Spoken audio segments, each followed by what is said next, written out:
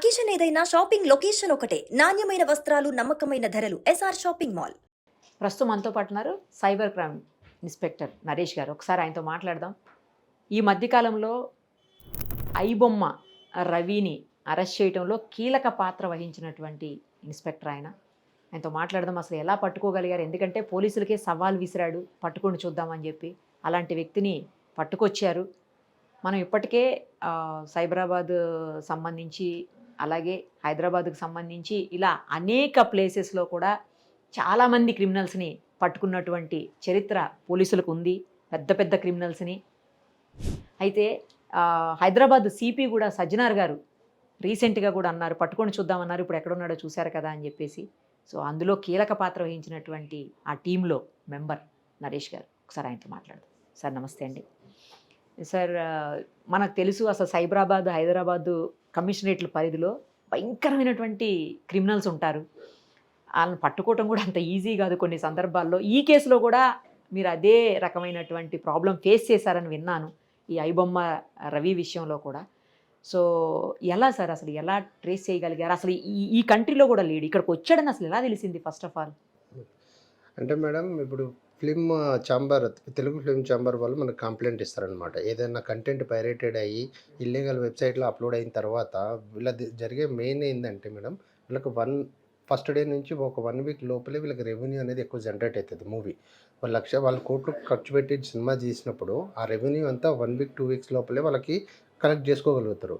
వీళ్ళు ఏం చేస్తున్నారంటే, పైరేటెడ్ వెబ్సైట్ వాళ్ళు ఏం చేస్తున్నారంటే, సేమ్ డే 1 డే డిలే తోటి ఆ మూవీ అనేది హెచ్డి క్వాలిటీతో ఆ వెబ్సైట్లలో అప్లోడ్ చేయడం వల్ల చాలామంది వ్యూవర్స్ అంటే థియేటర్స్కి వెళ్ళలేక ఆ వెబ్సైట్లలో మూవీలు చూసి ఇంటి దగ్గరే చూసుకోవడం జరుగుతుంది.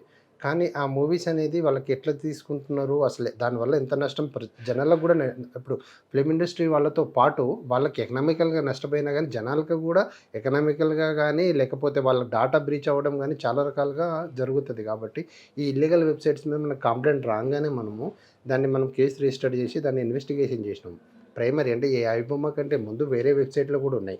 1 తమిళ్ బ్లాస్టర్స్ అని, మూవీ రూల్స్ అని చెప్పేసి, 1 తమిళ్ ఎంబీ అని చెప్పి ఈ ఫేమస్ వెబ్సైట్స్. అంటే ఇంకా వేరే వెబ్సైట్స్ కూడా చిన్న చిన్నవి ఉన్నాయి. బట్ అవుట్ ఆఫ్ 100 చూసుకుంటే మనం 80% మూవీస్ అనేవి ఈ 4 వెబ్సైట్లనే మోస్ట్లీ అనేది అప్లోడ్ అవుతాయి అనమాట.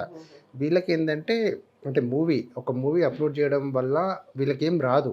కాకపోతే ఆ మూవీని ఎడిట్ చేసి దాంట్లో గేమింగ్ బెట్టింగ్ యాడ్స్ ప్లేస్ చేయడం వల్ల వాళ్ళకి బెట్టింగ్ అండ్ గేమింగ్ ఆర్గనైజర్స్ దగ్గర నుంచి ఫండ్ అనేది జనరేట్ అవుతుంది.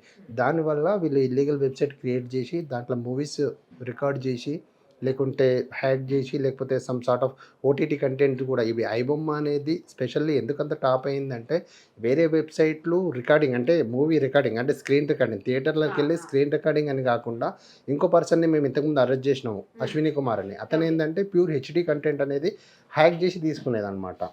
మనకి మూవీ మొత్తం రికార్డ్ అయిన తర్వాత మేడం, మూవీ మేకింగ్ అంతా అయిపోయిన తర్వాత ప్రొడక్షన్ నుంచి డిజిటల్ మీడియా హౌజెస్కి వెళ్తుంది.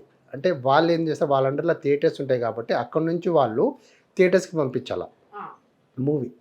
మన దగ్గర మేజర్ 2 ఉన్నాయి, యూఎఫ్ఓ క్యూబ్ అని చెప్పేసి మేజర్. అవి అంటే 80% థియేటర్స్ వాళ్ళ అండర్లోనే ఉంటుంది త్రూఅవుట్ ఇండియా కూడా. సో ఆ మేజర్ దానికే ఇస్తారనమాట. మూవీ అయిపోయిన తర్వాత ప్రొడ్యూసర్స్ దగ్గర నుంచి వాళ్ళ దగ్గరికి వెళ్తుంది కంటెంట్. ఒక దగ్గర నుంచి పోయినప్పుడు వాళ్ళు ఇంకో దగ్గరికి షేర్ చేయడము, అక్కడ నుంచి థియేటర్స్కి వెళ్ళడం అనేది జరుగుతుంది. అతను ఏం చేసినంటే వాళ్ళ సర్వర్ని హ్యాక్ చేసి హెచ్డి కంటెంట్ అనేది తీసుకొని అతను కూడా గేమింగ్ అండ్ బెట్టింగ్ వాళ్ళకి షేర్ చేయడం జరిగింది. ఆ బెట్టింగ్ అండ్ గేమింగ్ వాళ్ళు దాంట్లో యాడ్స్ ఇన్సర్ట్ చేసి మళ్ళీ ఈ ఇల్లీగల్ వెబ్సైట్స్కి హెచ్డి కంటెంట్ ఇస్తారు. అదొక వే. ఇంకోటి ఏంటంటే, ఈ హెచ్డి అంటే ఈ ఇల్లీగల్ వెబ్సైట్ వాళ్ళే కొంతమంది రికార్డర్స్ని అంటే క్యామ్ కార్డర్స్ని థియేటర్స్కి పంపించి స్క్రీన్ రికార్డింగ్ చేపించి దాన్ని పంపించుకొని దాంట్లో మళ్ళీ హెచ్డి క్వాలిటీ యాడ్ చేసుకొని దాంట్లో మళ్ళీ వీళ్ళ గేమింగ్ అండ్ బెట్టింగ్ వాళ్ళది యాడ్స్ అన్ని ఇన్సర్ట్ చేసి దాన్ని మళ్ళీ వెబ్సైట్లలో అప్లోడ్ చేస్తారు. సో దీనివల్ల వాళ్ళకి మంత్లీ రెవెన్యూ అనేది ఇస్తారు వాళ్ళు. అది కూడా క్రిప్టో కరెన్సీ రూపంలోనే పే చేస్తారు. ఇండియన్ కరెన్సీ అనేది ఎక్కడ ఎవరు వాళ్ళు. మనకి ఇనీషియల్గా నేను ఈ పైరసీ మూవీ ఫస్ట్ మనకు వచ్చిన కంప్లైంట్ వచ్చేసి హిట్ మూవీ సింగిల్ అని.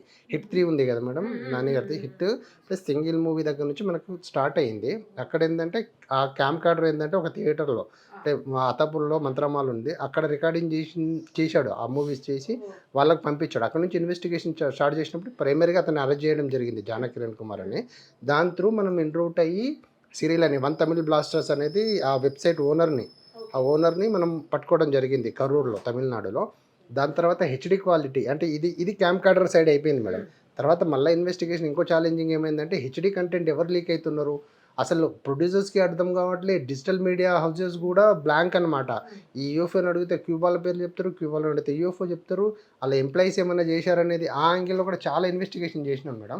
సో ఇన్వెస్టిగేషన్లో ఏమైందంటే మాకు అంటే చాలా రోజులు ఇన్వెస్టిగేషన్ మాకు కూడా ఒక బ్లాంక్ లాగా అయింది. అంటే హెచ్డి కంటెంట్ ఎక్కడి నుంచి లీక్ అవుతుంది, సరే క్యాంప్ కార్డింగ్ అంటే థియేటర్కి వెళ్ళి చేశారంటే ఓకే. మేము చాలా మందిని అరెస్ట్ చేసినాము ఆ లోగలే. బట్ హెచ్డి కంటెంట్ ఎక్కడి నుంచి లీక్ అవుతుందో మాకు అవుట్ ఆఫ్ ది మైండ్ అనమాట. దాంట్లో మనం క్రిప్టో అనాలిసిస్ ఆ పేమెంట్ అంతా అనాలిసిస్ చేయడం జరిగితే మనం ఒక పర్సన్ని ఐడెంటిఫై చేసినాం, అశ్విని కుమార్, బీహార్ నుంచి చేస్తున్నాడని. అతనిది 22 ఏజీ అతను ఏంటంటే ఇంటర్మీడియట్ చదివేసి ఆపేశాడు మేడం. అతను ఇంట్లోనే ఉంటాడు. అతనికి ఏంటంటే బగ్గింగ్ అనేది బాగా నేర్చుకున్నాడు. అంటే ఈ బగ్గింగ్ ఎట్లా చేయాలా, బాబ్ షూట్ అనేది ఒకటి ఉంటుంది. అంటే ఒక వెబ్సైట్లో కానీ ఒక సిస్టమ్ సర్వర్లో కానీ బగ్ ఇన్సర్ట్ చేసి దాంట్లో ఎంటర్ అయ్యి దాంట్లో కంటెంట్ని స్టీల్ చేసి దాన్ని వాడు అమ్ముకునేదన్నమాట. వాడికి ఏంటంటే మూవీ చూసే ఇంట్రెస్ట్ బాగా ఉండేది. అంటే ఆడి థియేటర్స్కి వెళ్ళాడు మేడం, కొద్దిగా ట్విల్ట్ అయి ఉంటుంది. చిన్నప్పుడు స్కూల్కి వెళ్ళినప్పుడు చాలా ఏడ్పించేదంట వాడిని, నువ్వేంద్ర ఎట్లున్నావు.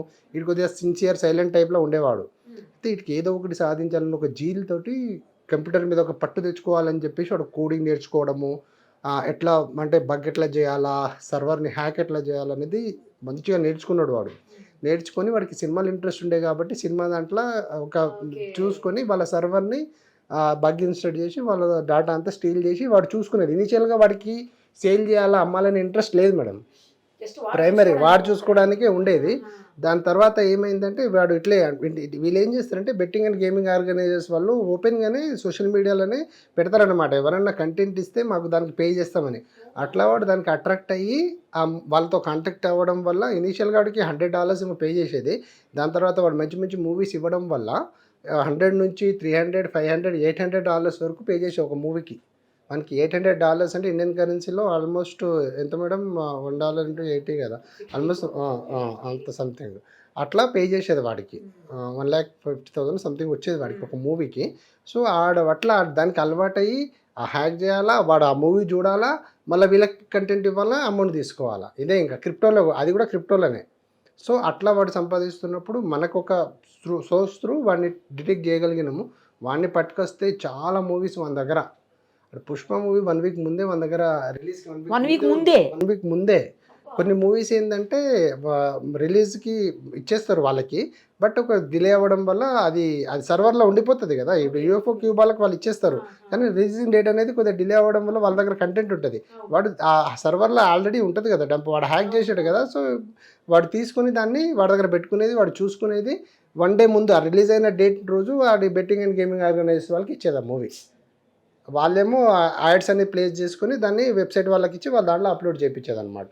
ఇట్లా అతన్ని పట్టుకున్నాము. దాని తర్వాత మళ్ళీ ఇది ఐబొమ్మ అది కంప్లైంట్ వచ్చింది మనకి. ఈ వెబ్సైట్స్ కాకుండా ఐబొమ్మలో కూడా, ఐబొమ్మ స్పెషాలిటీ ఏంటంటే మేడం, అతను ఈ ఏదైతే ఇల్లీగల్ వెబ్సైట్స్ ఉన్నాయి కదా, మూవీ రూల్స్ కానీ ఇంకా ఇవి వన్ తమిళ్ బ్లాస్టర్స్ మేము అరెస్ట్ చేసిన పర్సన్స్, వీళ్ళతో కూడా టైఅప్ ఉంటుంది.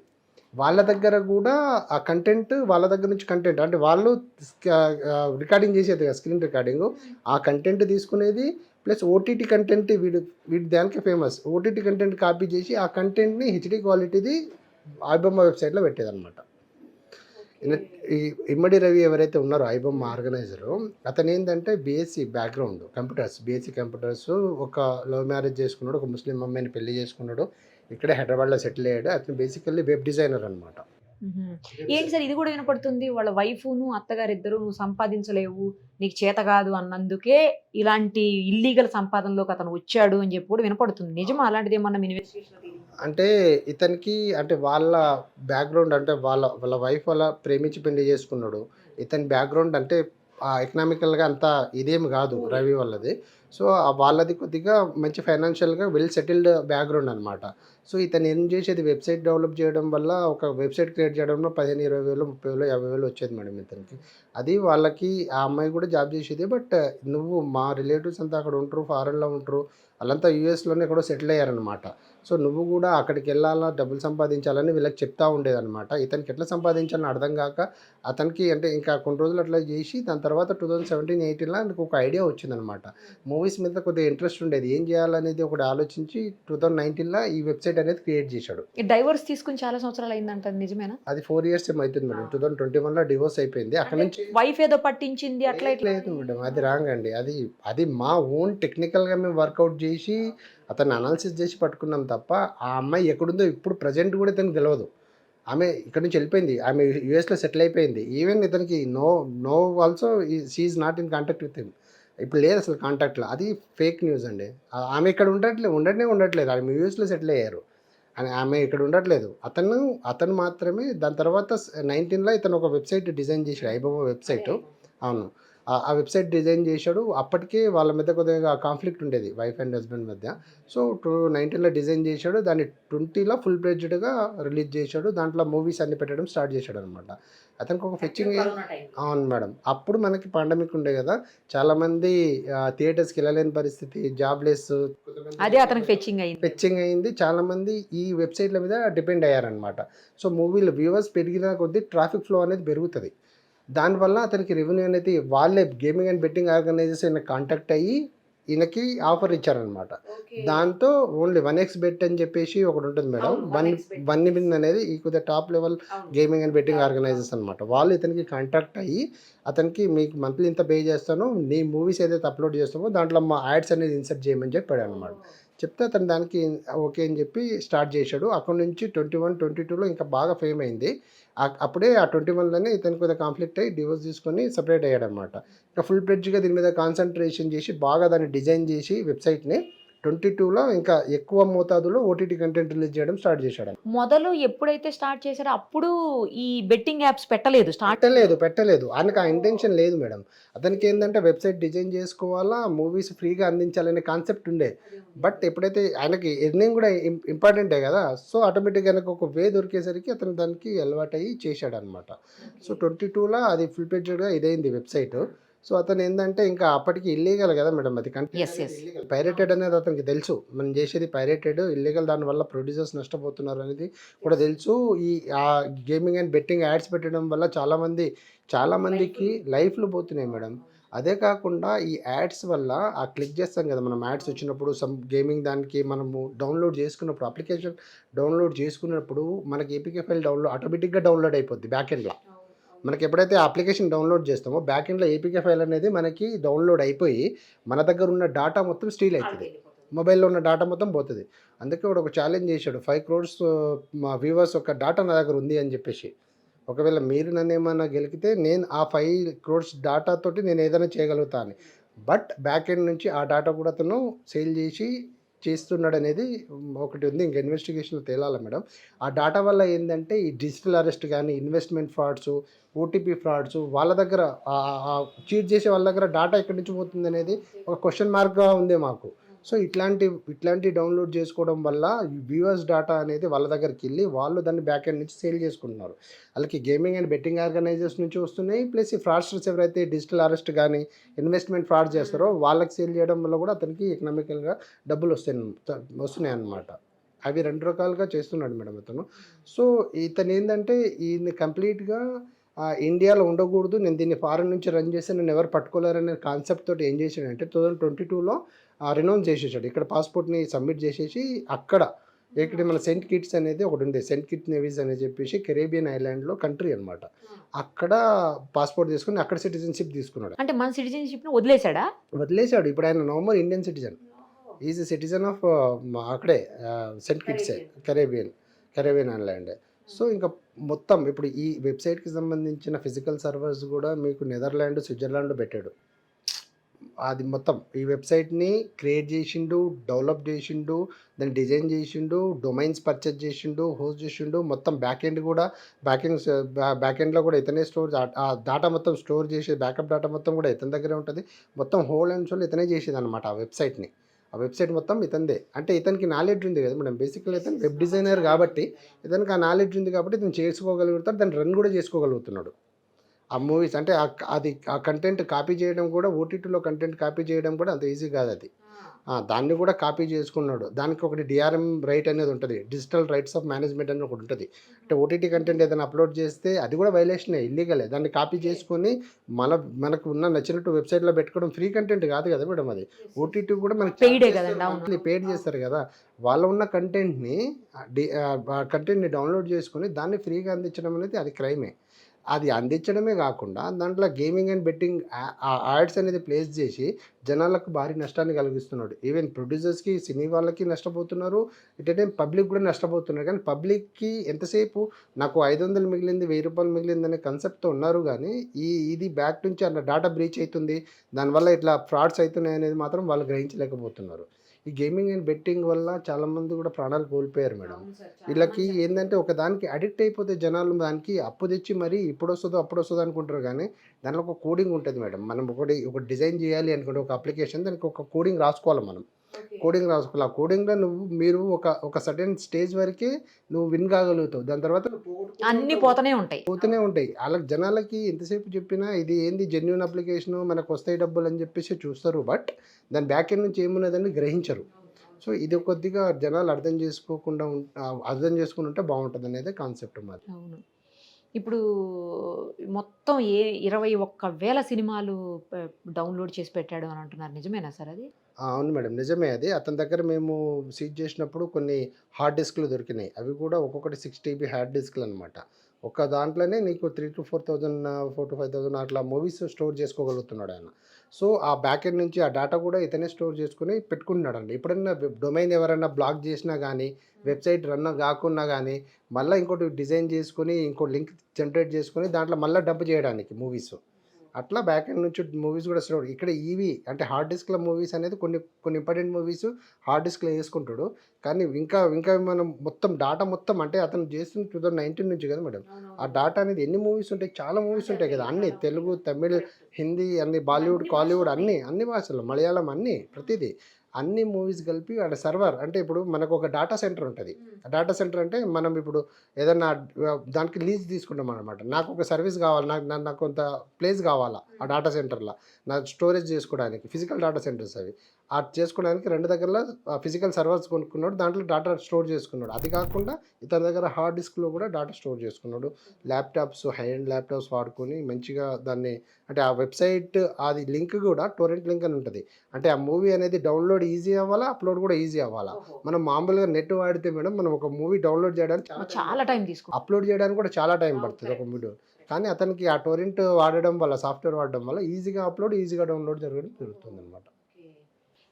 ఇప్పుడు ఐబొమ్మ ఒకవేళ పోయినా కూడా చాలా వేరే ఏయో చేశాడని అంటున్నారు సార్. చాలా రెడీగా పెట్టుకున్నాడు, అది సైట్ కాకపోతే ఇంకో సైట్లోకి వెళ్ళి ఐబొమ్మ కూడా మేము ఇవాళ నుంచి ఇంక ఇది క్లోజ్ చేసేస్తున్నాము, ఇక మీదట దీంట్లో రాలేము, మాకు ఇప్పటివరకు సహకరించినందుకు మీ అందరికీ థ్యాంక్స్ అని చెప్పేసి పెట్టారంట సార్. ఇప్పుడు ఏదో రాదా అని చెప్పేసి ఇంకోటి ఏదో స్టార్ట్ చేశారు, వీళ్ళదే అంటున్నారు, నిజమేనా?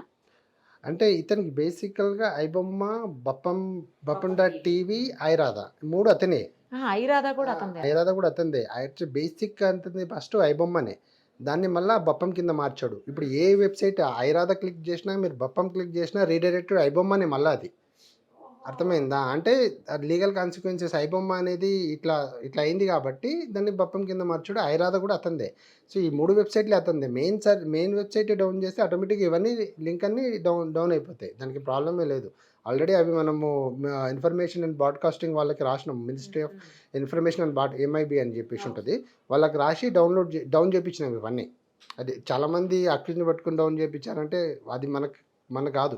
మనం ఒక లెటర్ పెట్టి గవర్నమెంట్ ఇట్ సెల్ఫ్ దాన్ని డౌన్ చేస్తుంది, టేక్ డౌన్ చేస్తుంది ఆ వెబ్సైట్ రన్ కాకుండా. ఓకే. సో అది ఇల్లీగల్ కంటెంట్ అనేది మనది ఇంత కేసు అయింది, దీని ఇన్వెస్టిగేషన్ జరిగింది, ఇది ఇల్లీగల్, దీనివల్ల ఎంత జరుగుతుంది అనేది we need to send one notice అనమాట. Basic on that notice they will do take down the websites అనమాట. అఫీషియల్ గానే చేసేసారు. అఫీషియల్గానే చేస్తారు మేడం, దానికి మనమేం చేయించాల్సిన అవసరం లేదు. అఫీషియల్గానే చేయించినాం కాబట్టి అవన్నీ టేక్ డౌన్ అయిపోయినాయి. ఇప్పుడు వేరేది క్రియేట్ చేయడం అనేది జనాలు అంటే మార్కెట్ ఉంది, సోర్సెస్ ఉన్నాయి, రిసోర్సెస్ ఉన్నాయి, ఎవరైనా చేస్తారు మేడం. కాకపోతే దాన్ని మనం ఇది చేయకుండా ప్రమోట్ చేయకుండా అంటే ప్రమోట్ చేయకపోవడము లేకపోతే దాన్ని అసలు మనం చూడకుండా ఉండడము చేస్తే వాళ్ళు అట్లాంటి వాళ్ళు రారు కదా ఇంకా.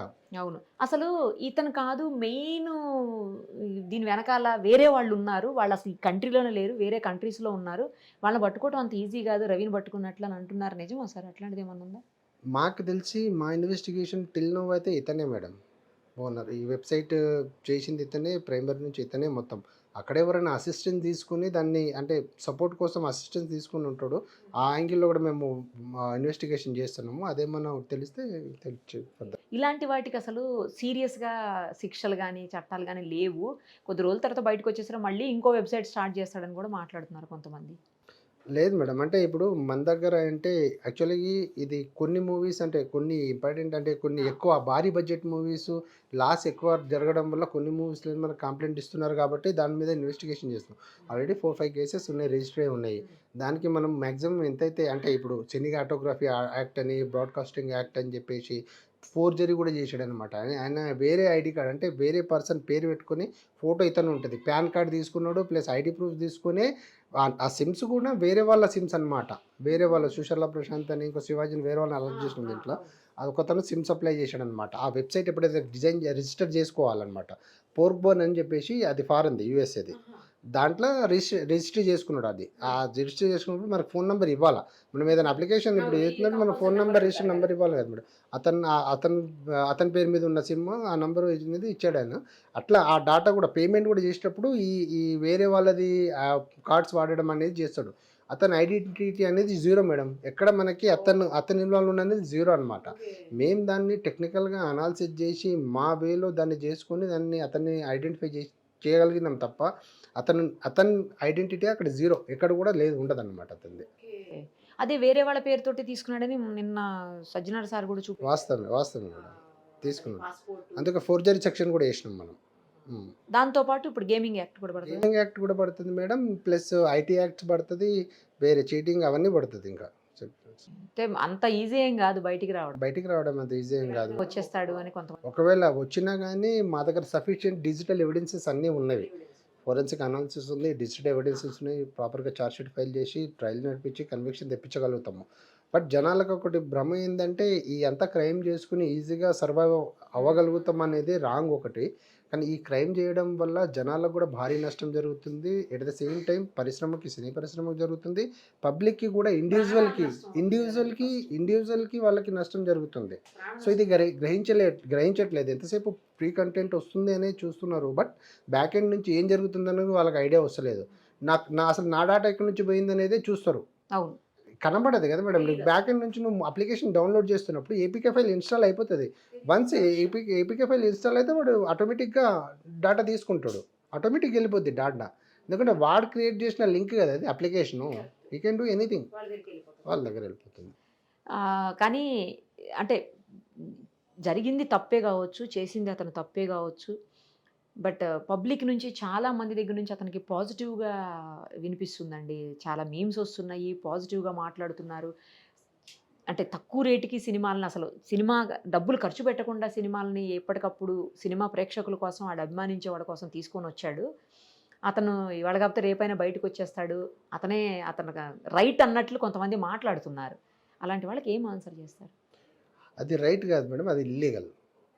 ఇప్పుడు ఎవరిదైనా సరే ఏదైనా సరే ఒకళ్ళకి రైట్ ఉన్నదాన్ని మనం అనేది ఫ్రీగా ఇవ్వడం అనేది రాంగ్. అది దానివల్ల అతను గెయిన్ అవుతున్నాడు కాబట్టి పెడుతున్నాడు.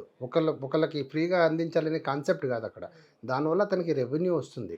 సరే, జనాలు ఎవరైతే చూస్తున్నారో వాళ్ళకి నష్టమే, వాళ్ళ డేటా అనేది బ్రీచ్ అవుతుంది.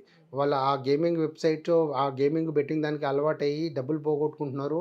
సిమిలర్ టైము వాళ్ళకి డేటా కూడా బ్రీచ్ అవుతుంది. సో, దానివల్ల వాళ్ళకి డిజిటల్ అరెస్ట్ గాని, వేరే సైబర్ అఫెన్సెస్‌కి గురవుతున్నారు. కాబట్టి ఈ అమౌంట్ అనేది అంటే ఓటీటీ కంటెంట్ ఎంతుందో ఉంటది. దానికేం లేదు మేడం. సినిమా టికెట్లు ఎక్కువైనా, తక్కువైనా గానీ మనకు అందుబాటులో ఉన్నప్పుడు మనం పోయి చూసుకోవాలా తప్ప, ఇట్లాంటి ఇల్లీగల్ వెబ్‌సైట్‌లో ఓటీటీ ఉంది మనకి. వాళ్ళు రిలీజ్ అయిన వారంకో, 10 రోజులకో అవును. దాంట్లో కొంచెం తక్కువకే వచ్చేది. చూసుకోవచ్చు మేడం. దాంట్లో చూసుకోవచ్చు. లేకపోతే మనకి మంచిగా అనిపించిన సినిమాలో థియేటర్‌కెళ్ళి చూసుకోవచ్చు ఫ్యామిలీతో. అంతేగాని మనం ఈ ఇల్లీగల్ కంటెంట్ ఫ్రీగా ఉందని చెప్పేసి ఈ ఇల్లీగల్ వెబ్‌సైట్ మీద డిపెండ్ అయితే మాత్రం మన డాటా బ్రీచ్ అవుతది. మనం కొన్ని ఇల్లీగల్ బెట్టింగ్ అండ్ గేమింగ్ దానికి అలవాటైతాము, అట్రాక్ట్ అయితాము. సో, దానివల్ల కూడా మనకి నష్టం జరుగుతది కాబట్టి జనాలు ఇది గ్రహించి కొద్దిగా అప్రమత్తంగా ఉంటే మంచిది. సరే ఇప్పుడు 3,00,00,000 వరకు ఏమో రికవరీ చేశారంటున్నారు. యాక్చువల్‌గా అతనిది 500-1000 కోట్లు సంపాదన ఉంది అని కూడా కొంతమంది మాట్లాడుతున్నారు. అంత ఉంటుందా అండి? అంటే మేడం అంటే మనం ఎంత సంపాదన అనేది దాని మీద ఇంక ఇన్వెస్టిగేషన్ జరుగుతుంది. బట్ అతనికి క్రిప్టో రూపంలో పేమెంట్ అనేది జరుగుతుంది. మనం ఇప్పుడు మన దగ్గర ఇండియాలో ఉన్న బ్యాంక్ అకౌంట్స్‌లో ఉన్న అనాలిసిస్ చేస్తే మాత్రం మనకు అంతవరకు ఫ్రీజ్ చేయగలుగుతున్నాం. అంటే 20,00,00,000 వరకు ట్రాన్సాక్షన్ ఉంది. బట్ అతనికున్న ఇప్పుడు అవైలబుల్ అమౌంట్ 3 క్రోర్స్ ఉంది కాబట్టి అది ఫ్రీజ్ చేయగలిగినాము. సో, ఇంకా క్రిప్టో డేటా అనేది అనాలిసిస్ చేయాలా? ఆ ట్రాన్సాక్షన్స్ అనేది ఇంకెంత ఉందనేది మేము ఎవాల్యుయేట్ చేయాలి. జస్ట్ ఫ్రాన్స్ నుంచి 2 డేస్ బ్యాకే వచ్చాడని ఇక్కడేదో ఈ గేమింగ్ సైట్స్‌కి సంబంధించిన అమౌంట్ ట్రాన్సాక్షన్ జరుగుతున్న టైంలోనే మీకు దొరికాడు టెక్నికల్‌గా అని అంటున్నారు. నిజమేనా సార్ అది? అతనికి పేమెంట్ ఫండింగ్ ఎక్కడి నుంచి వస్తుంది? అతను అంటే ఎట్లా వెబ్‌సైట్ డిజైన్ చేసాడు? ఎక్కడ సర్వీసెస్ తీసుకున్నాడు? క్లౌడ్ ఫెయిర్ అని ఉంది. ఎంజెలా అని ఉంది. క్లౌడ్ ఫెయిర్ అనేది ప్యూర్‌లీ డీఎన్ఏ సర్వీసెస్ ఇస్తదనమాట. అంటే ఇప్పుడు ఇతను ఎక్కడన్నా మీరు ఒక వెబ్‌సైట్ ఉందనుకోండి. దానికి ఎక్కడో దగ్గర హోస్ట్ చేయాలా. సర్వీసెస్ తీసుకోవాలా. అంటే ఇప్పుడు గూగుల్ క్రోమ్ ఉంది మేడం. మనం మాట్లాడితే మనది ఐపీ అనేది వాళ్ళకి హిట్ అవుతది. బ్యాక్ ఎండ్ నుంచి అది స్టోర్ అవుతదనమాట ఐపీ. సో, ఇది ఎంజెలా అనేది ఏందంటే మన ఐపీస్ అనేది మాస్క్ చేస్తది. దానికి క్లౌడ్ ఫెయిర్ అనేది మీడియేటర్ అనమాట. ఇప్పుడు నాకేదన్నా సర్వీసెస్ కావాలి ఎంజెలా నుంచి అంటే నేను క్లౌడ్ ఫ్లోర్ త్రూ ఎంజెలా నుంచి సర్వీసెస్ తీసుకోవాలి. ఇది మీడియేటర్‌గా పనిచేస్తది. డైరెక్ట్ కుదరదు. సో, ఆ ఐపీస్ అనేది మాస్క్ చేసుకోవడానికి అవి దాన్ని యూజ్ చేస్తారనమాట. నార్మల్ మనం అంటే జనాలు చాలామంది జెన్యూన్‌గా చేసేవాళ్ళు ఇదంతా ఉండదనమాట. సో, ఎవరైతే అంటే అది ఎంజిన్‌లో కూడా ఏందంటే పైరేట్ బే అని ఒకటి డార్క్ వెబ్ అప్లికేషన్ ఉంది. దానికి ఫౌండర్ అనమాట. అంటే వాళ్ళు పార్ట్నర్ అనమాట. సో, ఆ ఏంజెల్‌లో దాని మీద హోస్ట్ చేయడం వల్ల ఇతని ఐపీస్ మీరు ఇక్కడ ఇండియాలో ఉండి చేసినా గానీ అతను నెదర్‌లాండ్ ఐపీస్ వస్తాయి మనకి. ఇక్కడ ఐపీస్ జెన్యూన్ ఐపీస్ ఎక్కడ రావు. మాస్క్డ్ ఐపీసే వస్తాయి. సో, అతనికి అదొక ధీమా పట్టుకోలేరనేది కాన్ఫిడెంట్ ఏంటంటే నాది డాటా ఎక్కడ లేదు. నా పర్సనల్ డీటెయిల్స్ ఎక్కడ ఇవ్వలేదు నేను. సో, నా ఐపీస్ కూడా రావు. నేను ఇక్కడ ఉంటలేను కాబట్టి నన్ను పట్టుకోలేరనేది ఒక ధీమా ఉండేది అతనికి. కానీ ఎలా తెలిసింది మీకు ఇక్కడికి వచ్చాడు ఇదంతా? అసలు 2 డేస్ బ్యాకే వచ్చాడంట. అవును మేడం. అది మేము కొద్దిగా అతని మీద టెక్నికల్‌గా అనాలిసిస్ చేసి అతను అంటే ఎక్కడున్నారు ఏందనేది మనకి మానిటర్ చేసి అదే మా ఫ్రెండ్ ఫైనాన్షియల్ ట్రాన్సాక్షన్‌లోనే పట్టుకోగలిగారా సార్? అంటే ఫైనాన్షియల్ ట్రాన్సాక్షన్ ప్లస్ అతను వెబ్‌సైట్స్ హోస్ట్ చేసింది మిగతా డీటెయిల్స్ అన్నీ ఐపీ డీటెయిల్స్ అవన్నీ తీసుకొని ట్రాక్ అవుట్ చేయాలి. ఏదైనా టెక్నికల్‌గానే మేడం. మనకి దాని గురించి అసలు అతని ఐబొమ్మ పర్సన్ ఎవరనేది ఎవరికీ తెలవదు. ఈవెన్ మాకు కూడా తెలవదు. లేదు. అవును. మాకు కూడా జీరో. మా కంప్లెయింట్ రిసీవ్ దగ్గర నుంచి జీరో అనమాట. ఇక్కడ ఎట్లా ఎళ్ళాలా అసలు ఎట్లా అనాలిసిస్ చేయాలో మాకు కూడా జీరో. దాన్ని కొద్దిగా మేము వర్కౌట్ చేసి దాని మీద కొద్దిగా స్టడీ చేసి దాన్ని ఇన్వెస్టిగేషన్ చేసి అతన్ని ఐడెంటిఫై చేసిందే మేము కొన్ని రోజుల బ్యాక్. దాన్ని ఐడెంటిఫై చేసిన తర్వాత అతన్ని ట్రాక్ చేసి పట్టుకోగలిగాం. కానీ అతనికి ఏదైతే నాలెడ్జ్ ఉందో లేకపోతే అతను ఎందులో ఎక్స్‌పర్టో అవన్నీ ఒక మంచి పనికి యూజ్ చేస్తే చాలా బాగుంటుందని కామెంట్స్ కూడా వస్తున్నాయి సార్ నిజానికి. Exactly madam. అంటే ఇప్పుడు మనకి స్కేర్సిటీ చాలామంది మంచిగా అంటే ఎథికల్ హ్యాకర్స్ ఉంటారు మేడం చాలామంది. వాళ్ళు జెన్యూన్ సర్వీసెస్ ఇస్తారనమాట. అంటే గవర్నమెంట్‌కి ఏదన్నా ఇప్పుడు ఆర్మీస్‌లో కానీ అవును. మనకి ఇండియాకి కానీ మన కంట్రీకి కానీ యూజ్ అయ్యేదానికి యూజ్ చేస్తే అతనికి మంచి సాలరీస్ కూడా పేమెంట్ కూడా మంచి జరుగుతుంది. అంటే ఇంత ఇన్స్టెంట్‌గా పేమెంట్ జరగకపోవచ్చు. ఇతనికి ఏంటంటే 15-20 లక్షలు వస్తుంది నెలకి. అంత ఇన్స్టెంట్‌గా జరగకపోవచ్చు కానీ సఫిషియెంట్ అమౌంటే వస్తుంది కదా మన లైవ్లీహుడ్‌కి. కాకపోతే మంచి పని కోసం యూజ్ చేస్తే మంచిది. కానీ సార్ అతను చాలా టెక్నికల్‌గా అసలు సూపర్ ఫాస్ట్‌గా ఉన్నాడు. వేరే లెవెల్‌లో ఉన్నాడు టెక్నికల్‌గా. అసలు అతను ఎవరు పట్టుకోలేనంత నాలెడ్జ్ ఉంది అన్నీ చెప్పారు. అన్నీ బాగున్నాయి. కానీ అలాంటి వాడిని పట్టుకోగలిగారంటే పోలీసులు మీరు ఇంకా టెక్నికల్‌గా స్ట్రాంగ్ అనే కదా సార్. అవునా? అవును మేడం.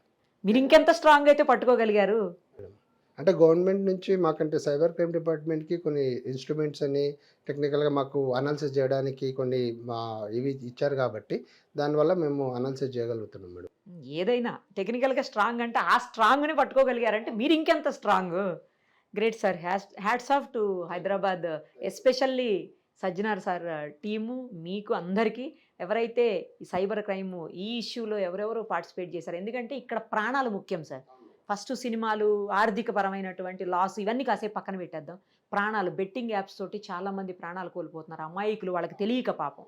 అలాంటి వాళ్ళ విషయంలో మీరు నిజంగా ముందుకొచ్చి స్టెప్ వేసి దానికోసమే ఫస్ట్ మీరు ఇలా ఒక పెద్ద క్రిమినల్ని పట్టుకోగలిగారు. సవాల్ విసిరాడు, పట్టుకోండి చూద్దామని చెప్పేసి.